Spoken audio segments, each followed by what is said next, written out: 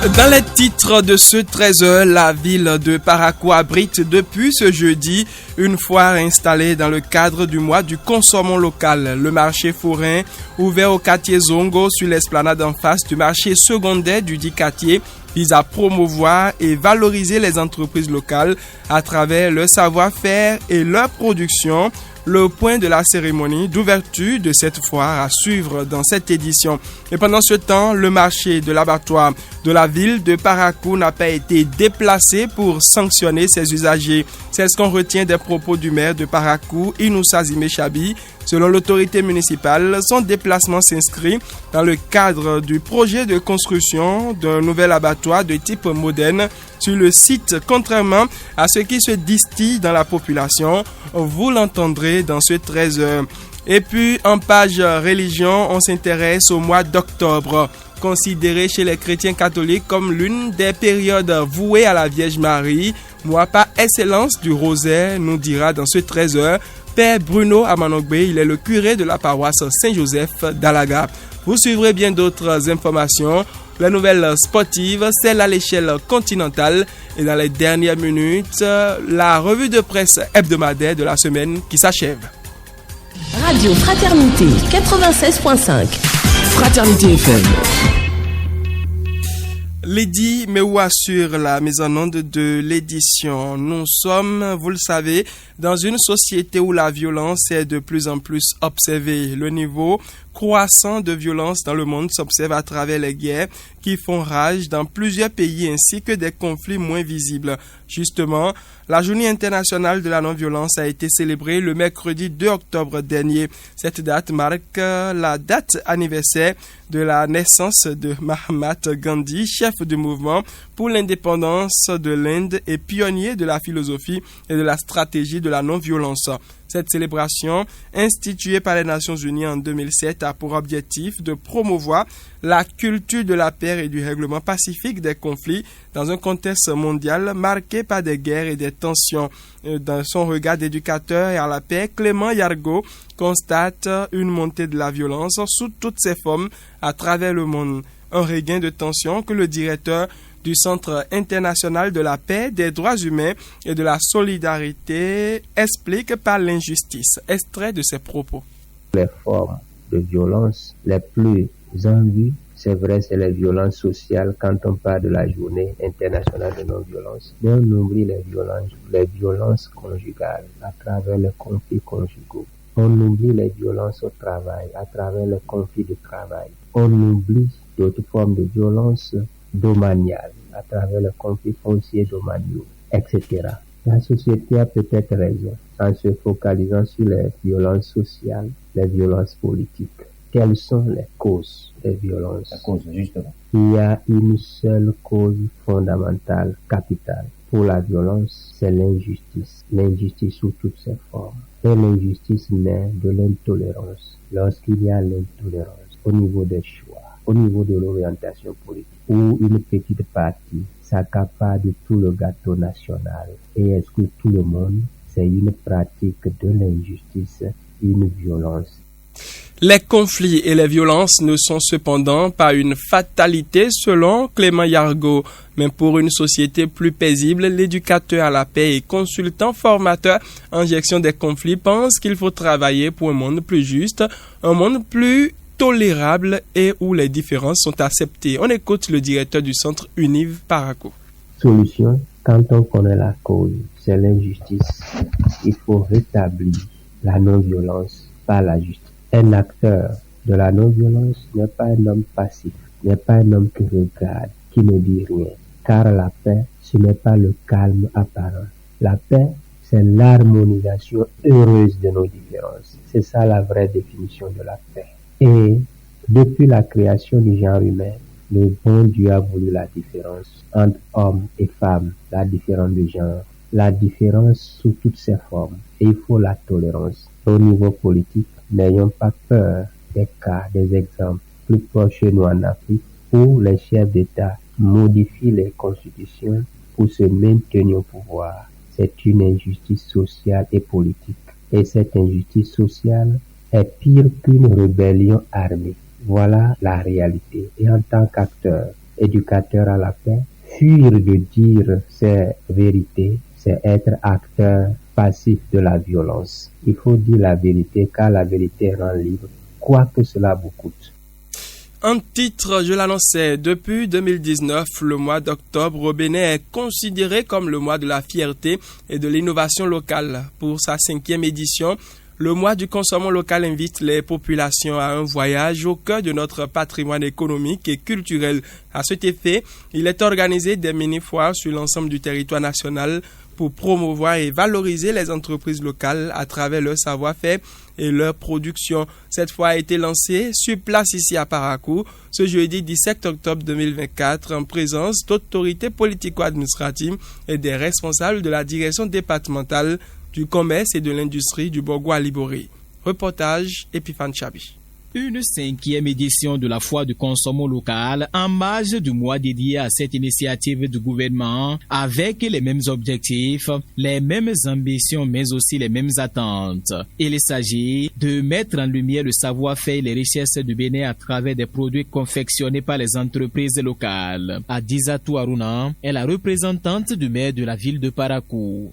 Notre commune, à travers diverses initiatives, s'engage depuis longtemps dans la promotion de l'économie locale. Cette fois, vient renforcer cet élan et je suis convaincu que les produits et services exposés ici témoignent de la qualité et de la diversité de l'offre locale. Chers exposants, je vous invite, vous qui êtes au cœur de cette dynamique, à davantage mettre en avant le savoir-faire et votre créativité. Cette mini-foire du consommant local dans les départements du Borgo et la Liboré, c'est plus de 100 forains et exposants sur cette esplanade venue de plusieurs villes du Bénin pour mettre en valeur leur savoir-faire. Cette édition de la foire du consommant local va permettre de poursuivre les échanges sur l'état des lieux de la consommation des produits made in Bénin 4 ans après la première édition. Rufus Saré, directeur départemental du commerce et de l'industrie Borgo à Liboré. Les produits que nous avons amenés ici à votre appréciation pour votre consommation sans modération sont des produits parlants. Vous allez entendre ces produits vous dire de vive voix. Pourquoi cherchez-vous si loin ce que vous avez tout près de vous? Ces produits disent encore, je cite, laissez-moi vous procurer le bien-être qu'il vous faut. Laissez-moi vous procurer le bien-être qu'il vous faut. Les produits vous disent que vous n'avez pas besoin d'aller chercher de bons produits pour votre satisfaction loin, en cherchant parmi les rayons des produits qui viennent de l'extérieur.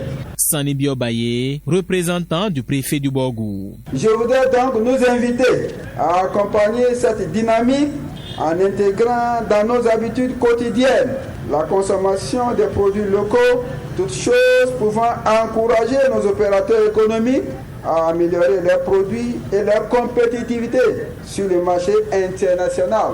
En ce qui me concerne, je voudrais réitérer l'engagement des autorités départementales, du Borgo et des missions du gouvernement à poursuivre les efforts de promotion des produits locaux et de soutien aux initiatives de transformation locale. Cette initiative de gouvernement à travers le ministère de l'Industrie et du Commerce sur recommandation de l'UEMOA met à l'honneur des secteurs clés tels que l'agro-industrie, le textile et la mode, les cosmétiques et produits d'entretien, l'artisanat et puis enfin la technologie et la communication. Merci Epiphane Chabi pour ce reportage. On poursuit l'édition. Un tragique accident de circulation fait 3 mois à Djidja, une ville du département du Zou.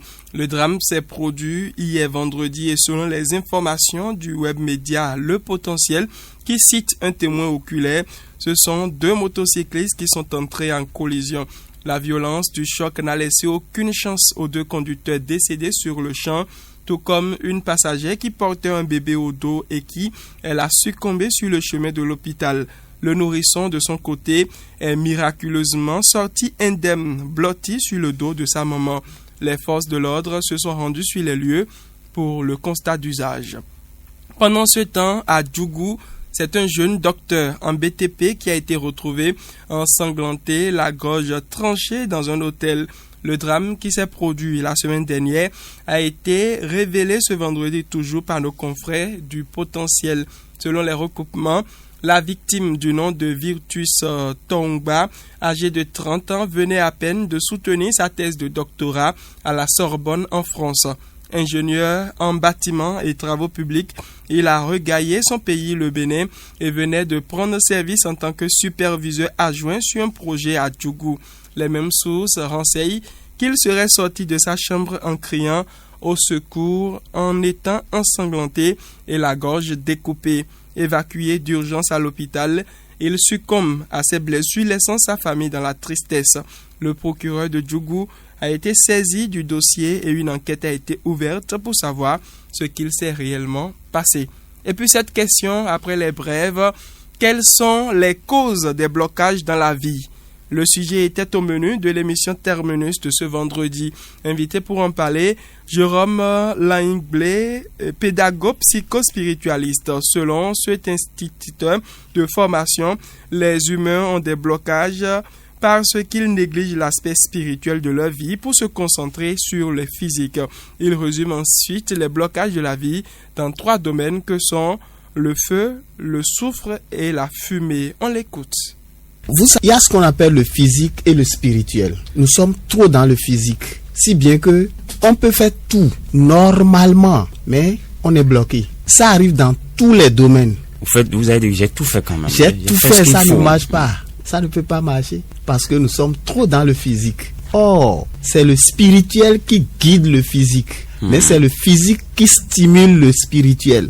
Donc c'est un cycle. Si tu comprends ce cycle et tu rentres dedans, tu vas avancer. L'autre peut voir que tu n'es pas à son niveau, mais toi tu es plus que à son niveau. Si tu n'es pas dans le cycle, tu peux tout faire. Ça ne peut pas marcher. Le feu, le soufre et la fumée. Les blocages de la vie sont dans ces domaines-là. Si nous prenons le domaine du feu, on a son blocage. Domaine de soufre, on a son blocage. Domaine de fumée, on a son blocage. Maintenant, les 3 ensemble font un poids que nous appelons la charge lugubre et mélancolique de la vie dans la vie. Que faire alors quand l'on constate ces blocages? Jérôme Laingblé révèle qu'il est impossible de s'en sortir tout seul. Il suggère de renforcer sa vie spirituelle et sa relation avec Dieu. La deuxième possibilité est de se confier aux humains à qui Dieu a donné le pouvoir d'aider leurs semblables à régler leurs problèmes. On écoute le pédagogue psycho-spiritualiste.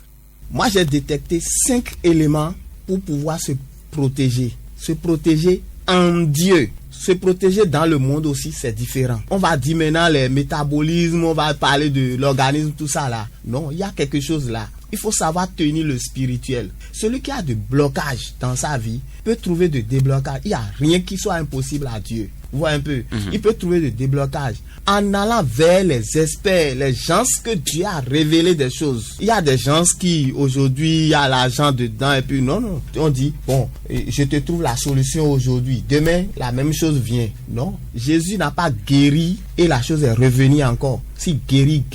C'est pourquoi nous on a pris l'option de nous sacrifier et aller vers les brebis perdues aujourd'hui. La couche invulnérable aujourd'hui. Parce que aujourd'hui là, les hommes, nous souffrons trop. Mais nous ne savons pas que nous souffrons. La seule solution, c'est chez le Dieu Tout-Puissant. La pause pour la suite de cette édition. On va parler religion à présent. Je l'annonçais dans les titres. Nous sommes dans le mois d'octobre, mois dédié à la Vierge Marie dans l'église catholique, période au cours de laquelle les fidèles chrétiens ont l'occasion de demander le secours de la Vierge à travers le monde. Pendant ce mois, les chrétiens sont appelés à faire le rosaire et à se rapprocher davantage de la mère du Sauveur de Jésus-Christ.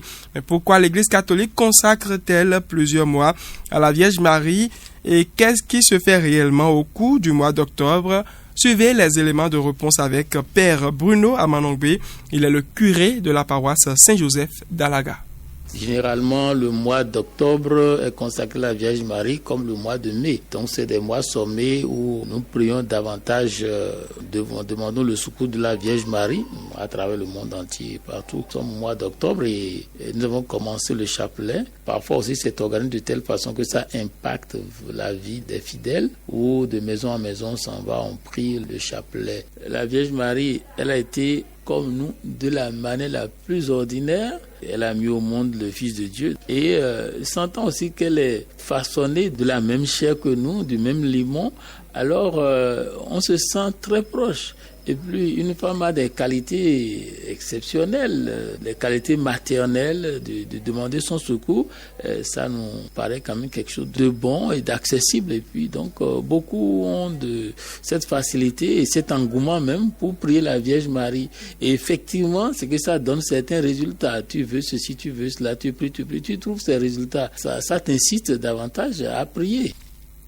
Marie est une école d'humilité et les fidèles sont invités à être à l'écoute de son Fils Jésus-Christ à travers la méditation du rosaire. Père Bruno Amanongbe revient sur l'importance de cet exercice spirituel. Le rosaire, ça fait un certain nombre de chapelets. Ça nous permet de prier en abondance. Et dans l'histoire, où ce que nous avons appris, c'est que le chapelet remplaçait pratiquement les psaumes. Il y a 150 psaumes et à l'époque, quand on prend un chapelet multiplié par 3, ça fait également 150. Donc ceux qui disent le chapelet, c'est pratiquement comme s'ils disaient la même prière que ceux qui lisent les psaumes. Donc le chapelet est un peu plus adapté à un monde qui n'est pas forcément de la dernière classe, qui a fait des études allongées, qui connaissent pas plus beaucoup, mais c'est adapté vraiment aux gens les plus humbles. Et puis, bon, au lieu de trouver à lire les psaumes un à un qui demandent quelques connaissances intellectuelles, alors avec le chapelet et le rosaire, ils arrivaient quand même à prier, et c'était ça surtout la question. Dans un autre volet de l'actualité, un projet de construction d'abattoir moderne à Parakou est en cours. C'est dans ce cadre que les occupants de l'abattoir situé à Zongo-Zenon ont été délocalisés pour le site du marché des ruminants de Woru Tokoru. L'objectif est de doter la ville de Parakou d'un marché moderne de vente de viande avec toutes les commodités requises. Contrairement aux rumeurs qui circulent et faisant état d'un acte de méchanceté de la part de la mairie, l'autorité municipale Inoussa Zimechabi réagit et apporte des clarifications. Selon ses propos, l'ancien site de vente sera réaménagé pour obtenir une infrastructure moderne offrant des conditions d'hygiène améliorées, réduisant ainsi les risques sanitaires pour les usagers de l'abattoir. Plus loin, l'autorité fait savoir que la délocalisation des occupants s'est faite selon les normes. On écoute le maire Inoussa Zimechabi. On me fait signe que l'extrait n'est pas encore disponible. On va poursuivre cette édition en attendant. C'est un phénomène devenu monnaie courante chez certains conducteurs de taxi-moto et même chez certains parents d'élèves à chaque rentrée scolaire. La surcharge des écoliers et élèves sur les motos à 2 roues. Ce phénomène déjà visible sur les axes routiers de Parakou est source de nombreux accidents de la voie publique. Que dit justement le code de la route à ce sujet? Réponse dans ce reportage signé Akila Stako. Je prends 4 enfants différents. C'est la charité du carburant. Et les parents aussi, faites de tout là. Ça ne les arrange pas. C'est un constat qui saute à l'œil à Parakou, surtout pendant la période scolaire, la surcharge des apprenants effectuée soit par les parents eux-mêmes, soit par les conducteurs de taxi-moto à qui certains parents font confiance pour assurer le transport de leurs enfants vers l'école. Dès le début de la rentrée scolaire, ce phénomène devient particulièrement perceptible aux heures de sortie des lycéens et collégiens. Du côté des conducteurs de taxi-moto, communément appelés émigrants, cela s'explique par plusieurs raisons, notamment le refus de certains parents de payer les trajets aller-retour. Daniel et Rachidi sont tous conducteurs de taxi-moto à Parakou. Souvent, les parents d'élèves n'ont pas les moyens pour déplacer les enfants. Et les enfants aussi, je veux dire, il y a un manque d'argent aussi. Et les enfants ne peuvent pas à chaque fois prendre des hymnes à chaque élève, prendre les livres aller-retour. C'est pourquoi souvent ils n'ont pas le choix de surcharger les enfants. Eux-mêmes voient que ce n'est pas pour eux. Malheureusement, ils forcent. C'est la charité du carburant. Et les parents aussi, que faites de tout là. Ça ne les arrange pas. Parce que si on doit faire de tout, c'est-à-dire notre retour devait compter aussi. Donc on vient d'abord et ça c'est une pète. Ça ne compte pas. On surcharge les enfants. Ou bien c'est qu'on doit faire de tout, notre venue et notre retour. Et que le retour, souvent les parents ne comptent pas les retours pour nous. C'est les retours que les parents ne payent pas. Les parents n'aiment pas payer les retours. Et chez nous, on a souvent les fêtes. Parce que ces heures-là, on est souvent occupés, c'est les heures Nous-mêmes, là, on gagne aussi des clients, aussi les élèves sont nombreux. Même nous-mêmes, des fois, il arrive qu'on explique aux parents qu'on ne peut pas surcharger les 3 enfants, que d'acheter de casques pour les 2 autres biens. Mais pourtant, les parents nous expliquent que le temps n'est pas bon. En ce qui concerne les parents d'élèves, cette situation est souvent due à un manque de moyens financiers. Bien qu'ils soient conscients des risques encourus, ils continuent malgré tout cette pratique. Pauline, une parent d'élève, en témoigne. Ça, c'est notre habitude. C'est le manque de moyens qui sont à l'origine. Vraiment, c'est le manque de moyens. Tout le monde n'a pas l'argent de se prendre un véhicule. Donc, tu n'as pas de voiture, tu as beaucoup d'enfants à transporter, tu es obligé de les prendre tous sur la moto. Maintenant, il y a un autre aspect, il y a le fait que les femmes ne savent pas souvent conduire les voitures. Donc, même si tu as une voiture à la maison, tu ne peux pas facilement conduire. Il faut aller encore à l'auto-école, c'est aussi un autre tracasserie. Alors que la moto, c'est plus pratique. Donc, voilà un peu les raisons. On connaît les risques, mais on n'a pas le choix. Les acteurs de la sécurité routière ont également fait le même constat. Selon eux, le code de la route en vigueur dans notre pays interdit strictement la surcharge, quelles que soient les circonstances. Ces pratiques sont souvent à l'origine de nombreux accidents de la voie publique. Alain Tébécois, moniteur agréé d'auto-école à Parakou, en parle. Oui, c'est un constat qui est régulier, surtout en début de rentrée.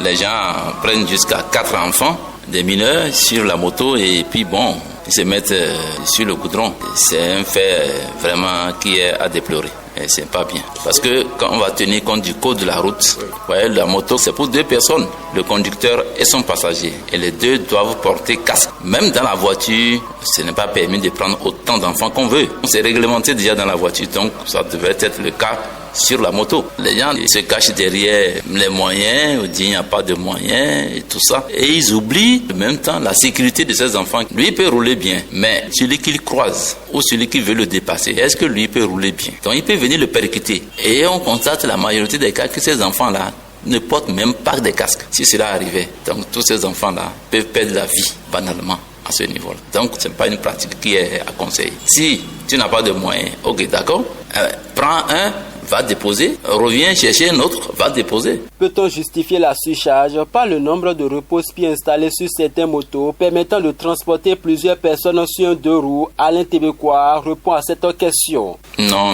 Le nombre de pose-pieds ne détermine pas le nombre de places assises. Non, une moto, c'est pour 2 personnes. Un point, c'est tout. Le conducteur et son passager. Voyez-vous, si tu veux remorquer un enfant, alors remorque-le. Si l'enfant a moins de 10 ans, bon, tu peux le mettre solidement attaché à toi et tu conduis ta moto. Et tu prends des précautions pour que rien ne lui arrive derrière. Vous voyez. Donc, je vois même des dames qui font ça. Elles remorquent des mineurs et elles attachent avec un foulard solidement l'enfant à elle, juste pour la sécurité de l'enfant. Mais est-ce que cet enfant-là, ses pieds peuvent atteindre les pose-pieds? Non, ses pieds n'atteignent pas les pose-pieds. Donc le nombre de pose-pieds ne veut rien dire. Pour éviter les accidents de la route en cette période de l'année scolaire, Alain Tébécois, moniteur agréé d'auto-école à Parakou, propose plusieurs solutions. Moi, je leur déconseille ça. C'est à déconseiller carrément. Si je te prends, on a signé un contrat. Il faut que tu amènes mon enfant à l'école et à midi, tu vas le chercher, que ce soit lui seul. Tu l'amènes seul et tu le ramènes seul. Mais aller le prendre dans son école, continuer avec lui dans une autre école, chercher un autre, le mettre encore, ça fait 2. Ils continuent dans une autre école. Non. C'est à déconseiller carrément. Si vous prenez un taximan de moto, signez un contrat avec lui et que les clauses soient claires. Tu prends mon enfant, tu l'amènes à la maison. Tu peux continuer à aller chercher un autre. Mais aller les prendre un à un comme ça, là, entasser sur la moto et se promener maintenant comme un bus pour distribuer, pour faire descendre un à un, partout, un peu partout. Non, ça c'est pas bien. C'est à déconseiller. Je conseille aux parents de cesser ces pratiques. Nous sommes en période de la rentrée. Sachez que nos enfants sont vraiment chers. Tous nos enfants sont chers, on investit sur eux, on attend qu'ils soient des grands hommes demain. Donc prenons soin de leur sécurité, ne prenons pas à la légère la sécurité de ces enfants-là, prenons ça au sérieux. La surcharge sur les motos à 2 roues est l'une des principales causes d'accidents sur la voie publique. Pour notre sécurité et celle des autres usagers de la route, il est impératif d'adopter un comportement plus responsable.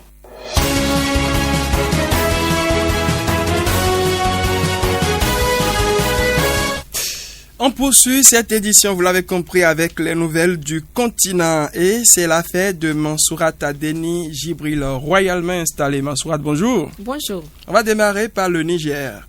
Le pays interdit l'exportation de riz et d'autres céréales. Effectivement, les exportations de riz et de céréales sont interdites dans le pays.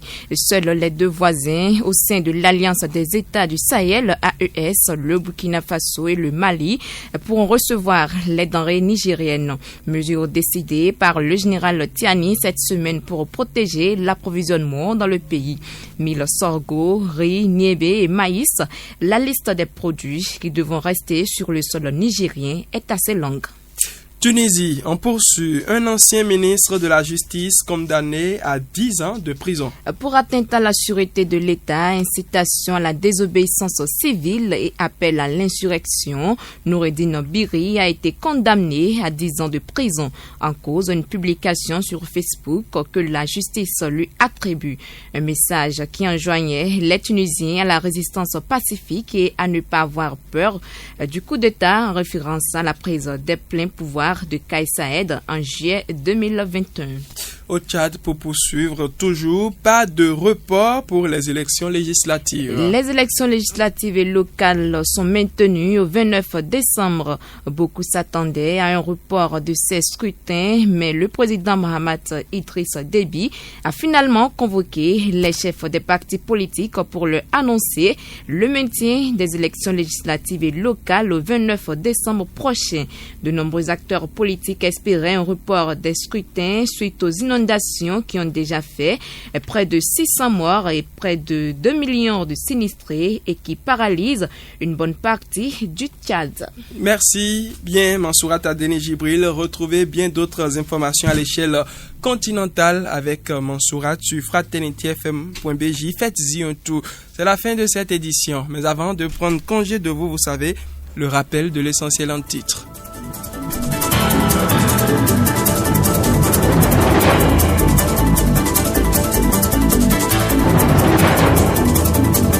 La ville de Parakou abrite depuis ce jeudi une foire installée dans le cadre du mois du consommant local. Le marché forain ouvert au quartier Zongo sur l'esplanade en face du marché secondaire du dit quartier vise à promouvoir et valoriser les entreprises locales à travers leur savoir-faire et leur production. La cérémonie de lancement, le point vous a été servi dans ce journal. Vous avez suivi le reportage avec Epiphane Chabi. Pendant ce temps, le marché de l'abattoir de la ville de Parakou n'a pas été déplacé pour sanctionner ses usagers. C'est ce qu'on retient essentiellement des propos du maire de Parakou, Inoussa Zimechabi. Selon l'autorité municipale, son déplacement s'inscrit plutôt dans le cadre du projet de construction d'un nouvel abattoir de type moderne sur le site, contrairement à ce qui se distille au sein de la population. Ces propos vous seront servis à 19h. Et puis, en page religion, on s'est intéressé dans ce journal au mois d'octobre, considéré chez les chrétiens catholiques comme une période de l'année vouée à la Vierge Marie. Mois par excellence du rosaire, nous disait dans ce 13h le père Bruno Amanongbe. Il est curé de la paroisse Saint-Joseph d'Alaga. Vous avez suivi bien d'autres informations. Vous avez suivi il y a un instant les nouvelles à l'échelle continentale. Pas de nouvelles sportives ce 13h, mais c'est pas bien grave. Prenez le rendez-vous du 19h. Et si vous êtes à table, eh bien, bon appétit à vous. Prenez maintenant plaisir à suivre la revue de presse hebdomadaire avec Epiphane Chabi. C'était le journal sur Fraternité FM.